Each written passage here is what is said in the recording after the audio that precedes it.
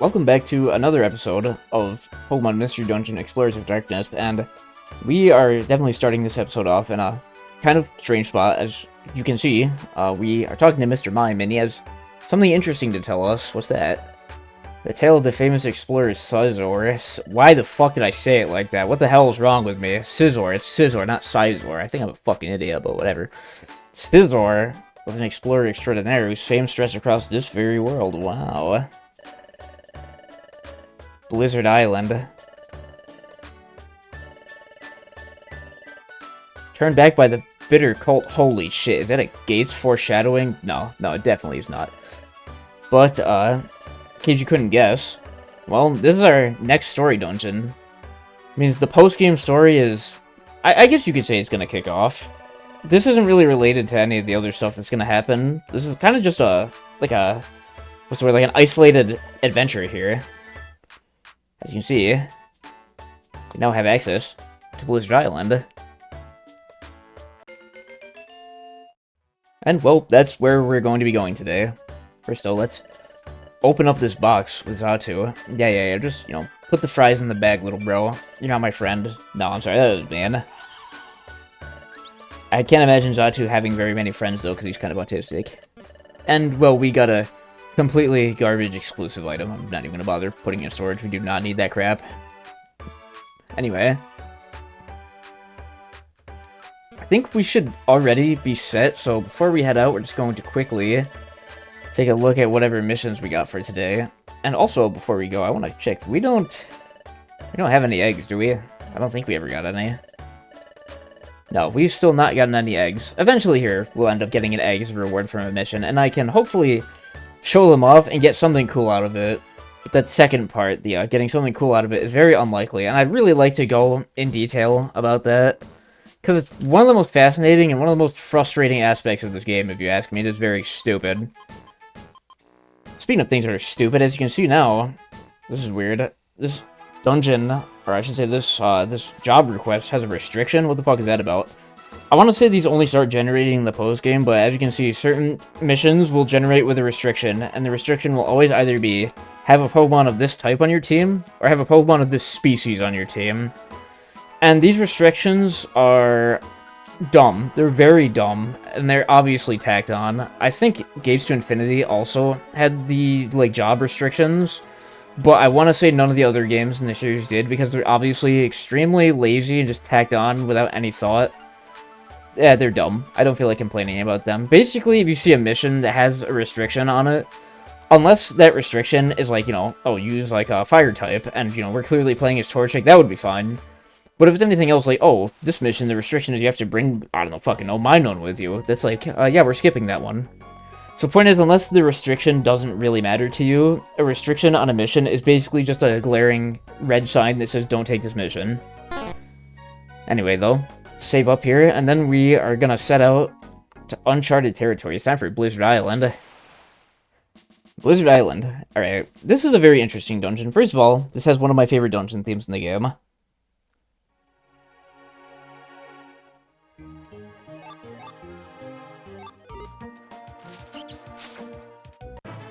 Okay, well, the theme just got cut off by Grimo getting a level up, but the significance of this theme is, one, it's just pretty good, and two, this is actually a mashup medley of songs from Rescue Team that they have made new versions of and just, slapped together in this new version, and it sounds very cool. What's not cool is that Delibird tanking an Ember, my god. I kept saying several times that these post-game dungeons are not going to mess around anymore, and this is really the start of that. This dungeon is 20-ish uninterrupted floors of brutality. Or at least it's going to be brutal as we're first going through here. What's not brutal, though, is you gotta smooch them, which, if you've played any level resets before, you know this is absolutely huge. And to get access to a smoochum so quickly as well is really lucky. Floor 1, first smoochum we find, and we recruited her, and we're going to be naming her Masako. Thank you to friend Ryu for the name suggestion, by the way. She will be important later. Let's just say that. We'll definitely just say that. She will be important later. If you've played any level reset dungeons in Explorers before, you know the significance of Smoochum, but until whenever we get around to that, she will just be our surprise tool. Will help us later, Anyway, You also see Meryl, Azumarill, and Azrael are all also here, which is... I mean, none of them are that noteworthy, although they do have huge power. And how huge power works in PMD is that rather than just... Oh, shit. Gotta cut myself off, because as you can see, Delibird is very scary in PMD because of Present, which is, again, a sentence you would only ever utter in the context of PMD, because Present is actually a set damage move in this game. It still has the same effect that it does in mainline, that being it can either deal damage with a varying base power or heal the target. But like I said, that varying damage in this game is actually varying set damage, which can go all the way up past 100, which at this point will basically just insta-kill us. Not even taking any chances, just pop mirror move, and pray to God that we don't get hit with another Present.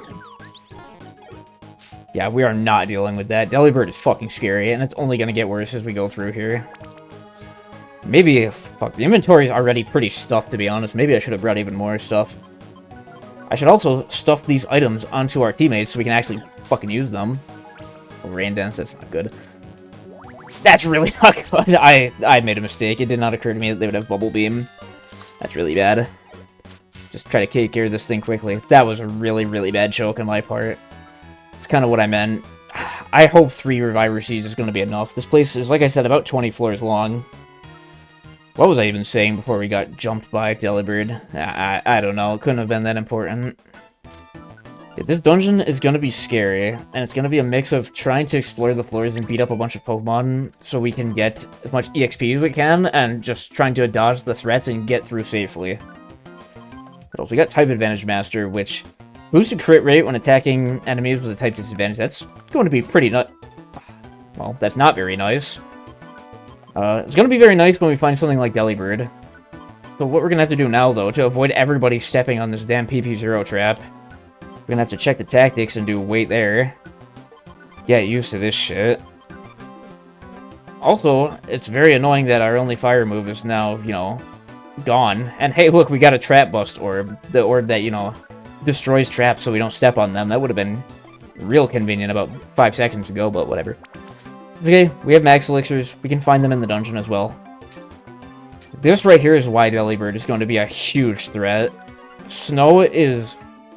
it was exclusive to Mystery Dungeon for a long time. It was a status condition that only existed in PMD. I guess it's a thing in mainline Pokemon now. But what it does in PMD is that any Ice-type Pokemon will have double movement speed in the snow. And I should not even have to, like, explain why that is absolutely horrifying.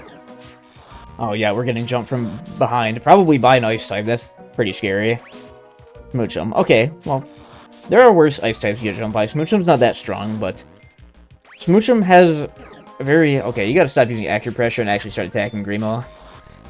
Smoochum has an incredibly obnoxious ability in Forewarn, which gives you just a chance to just dodge shit for free.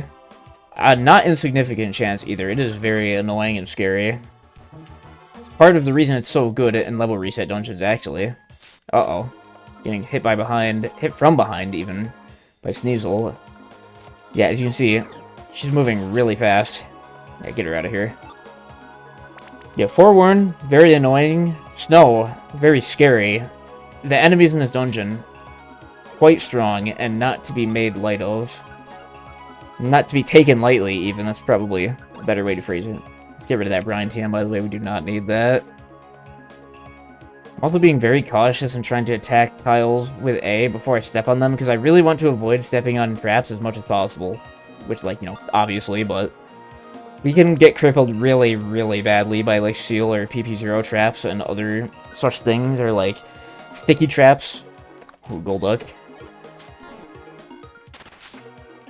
Okay, we're good. Golduck is an interesting Pokemon. Golduck and Psyduck actually are quite interesting Pokemon in the context of Mystery Dungeon, and that's because they have Cloud9 as their ability, which, if you, like, what Cloud9 does... Damn it, I did not want to step on that. I guess Poliwhirl can get a little muddy too, whatever. And Grimo. Now, what Cloud9 does is it just turns off the weather. And it's not like in mainland Pokemon where you just ignore the effects of weather. No, if a Cloud9 Pokemon is on the floor, the weather is just gone. Which actually means, one... fuck, Snorunt? Yeah, I don't care. What that means is, one, Golduck and Psyduck actually have a quite interesting niche as playable Pokemon, because even from, like, the annoying things, like just taking sandstorm damage or hail damage over and over, to the very threatening things, such as, you know, enemy Pokemon getting speed boosted by the snow, you can actually just completely ignore that with Golduck or Psyduck. And on top of that, they're also just pretty decent Pokemon in terms of, like, stats, moves, and IQ group, so they're interesting. Well, and of course, other than, yeah, as you can see, the weather actually just turned off. That must mean Golduck spawned somewhere on the floor.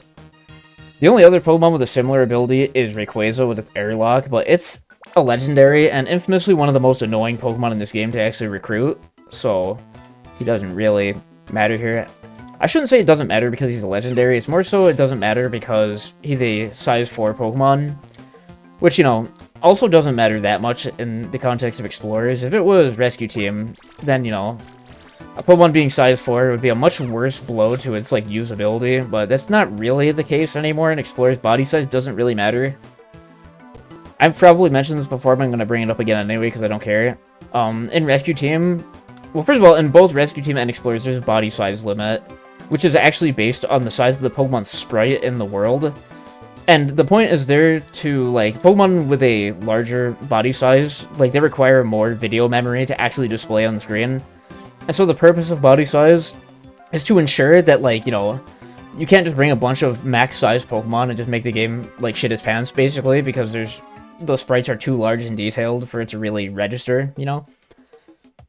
And so that's what the body size is for, and basically the result of that is that the total body size of the team cannot exceed 6, which is fairly generous considering the only body sizes are 1, 2, and 4, and 90% of Pokemon are 1.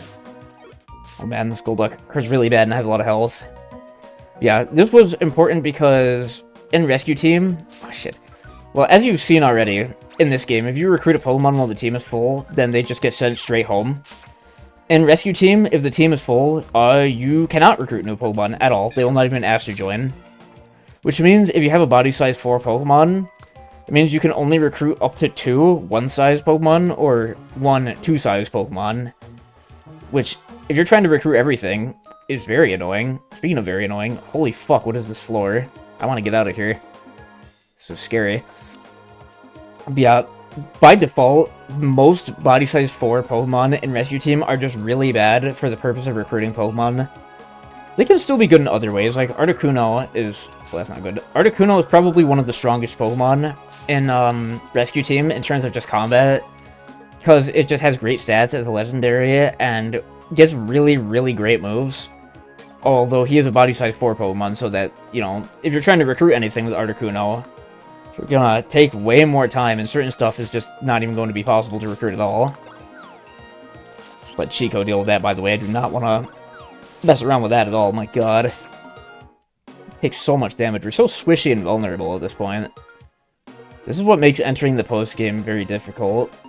Or relatively difficult, of course, is that we're so susceptible to just getting absolutely nuked by these suddenly powerful enemies.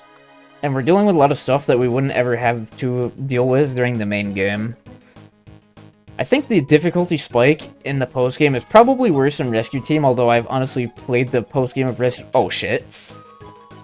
I've played the post-game of Rescue Team far less than Explorers, but anyway, I'm gonna cut myself off there because what we just got hit with, we got very lucky.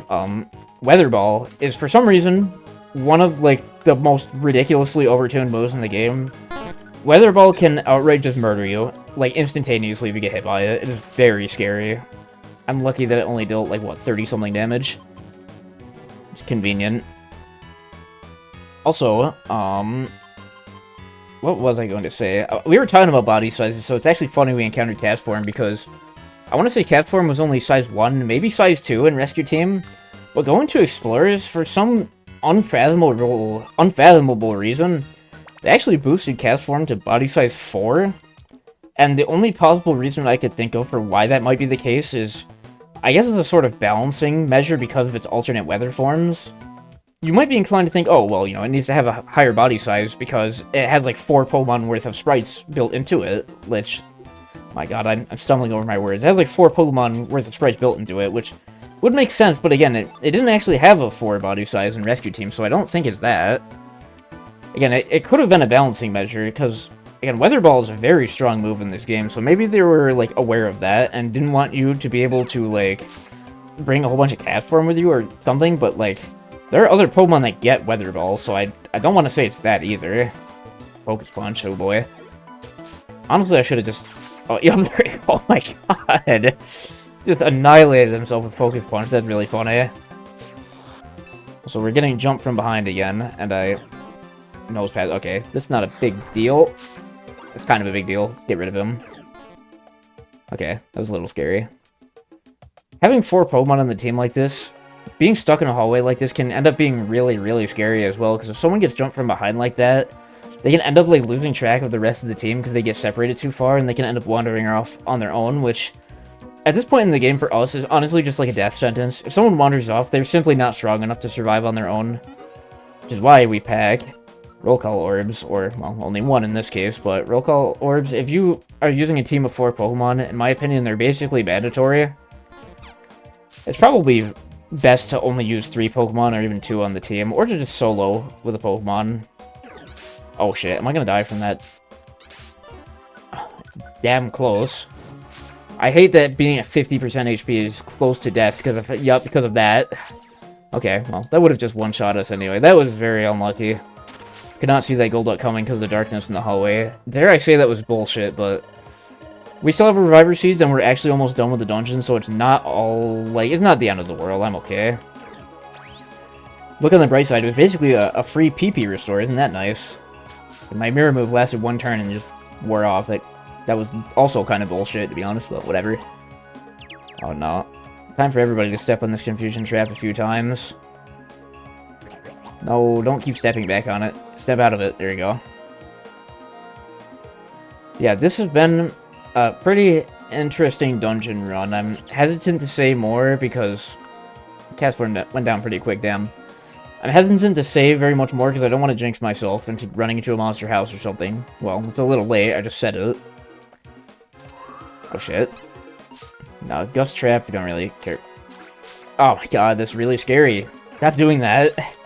If that got boosted by, if that Aqua Tail ended up getting boosted by huge power, I probably would have just died in a single hit again. Jesus Christ. These strong Pokemon are scary. This is why we need so many levels, is to be comfortable going through places like this again without fearing for our lives. Okay, well, that Pokemon trap turned that item into a Golduck, who then turned off the weather. That's pretty funny. Get Green out to tag team this thing with us. Surprised you didn't just start spamming Acupressure, damn.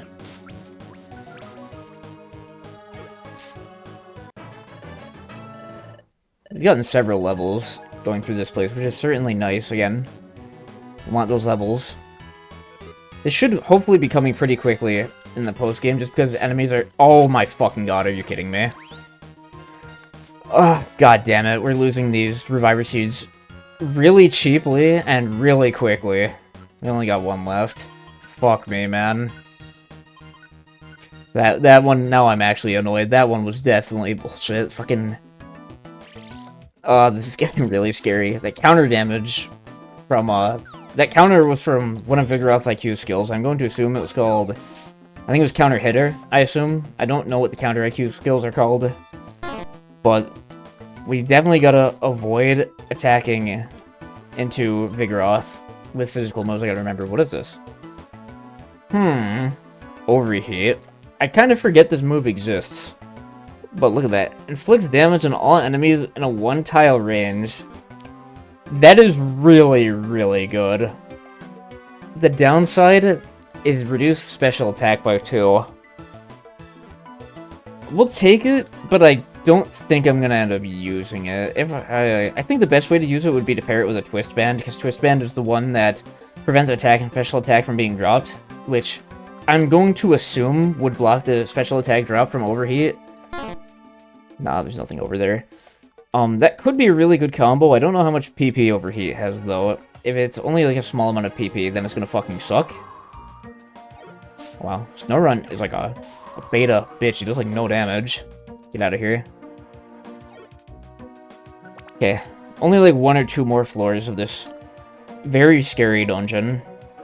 Oh shit. I suppose it's fitting that a icy wilderness dungeon like this is quite scary. Because, you know, we are going to fucking freeze to death and die out here. Sneasels are like really low. Look at that, 4 EXP. What the fuck? Why is Sneasel so like weak? What is that? Yeah, I've mentioned this last time as well, or I guess 2 episodes ago now. I mentioned this, that these post-game dungeons have like a weird mixture of like really threatening, like high-tier enemies and just like shitters with no stats. So I'm glad I brought the roll call orb for situations like this. You do not want to get separated from everybody by a you know, a warp orb, because then everybody's just going to die and shoot through a billion reviver seeds that we don't have. Hopefully we can just not get nuked to death by Weather Ball, please. I made a mistake. I made a mistake. Okay, please let me get closer without murdering me. This cat farm being a dick. It's spamming weather moves. There must be a Golduck somewhere blocking it. Speak of the devil, he's right there. Chico, tag in. I can't take it anymore. Kill his ass. Thank you. Hey, look, it's raining. I'm a bit disappointed it didn't just flicker between rain and sun like 20 times because of that cast form just spamming its weather moves. I'm glad that the snow runs are very weak, and yet they still give some EXP, which is nice. And I suppose it's refreshing that we have unusually weak enemies in dungeons like this. We can see an enemy that can kind of make us, like, get fucking scared because we're getting tag-teamed. Oh, god damn it. Oh, please don't get... No! Oh, that's so bad. Why does present ignore mirror move? That's so bad. This Delibird is like... Oh, fuck. This is so bad. I gotta start using items. This is really, really bad. We don't have any Reviver Seeds anymore. Why are you still alive? This is fucking scary, man. Like the... Oh, it's rain. I guess that... I thought it was snowing. I guess the reason why we were doing no damage with Ember is because it was fucking raining. Okay, Jesus Christ, that was rough. We do not have very many Reviver Seeds left after that. That was really bad. That was really, really bad. But, we made it through, thank God. The entrance to another dungeon. We can go to Crevice Cave, which is like Blizzard Island, except we're gonna get fucking murdered even worse, which is really scary. What do you guys gotta say? I don't know what you're talking about, Grimo. It's easier for you to say when you don't shoot through like 3 or 4 Reviver Seeds in a single dungeon run, you little shithead. Let's clean up the inventory real quick. And then on that note, will be a good place to call this episode, I think. I will see you again on the next episode of Explore the Darkness.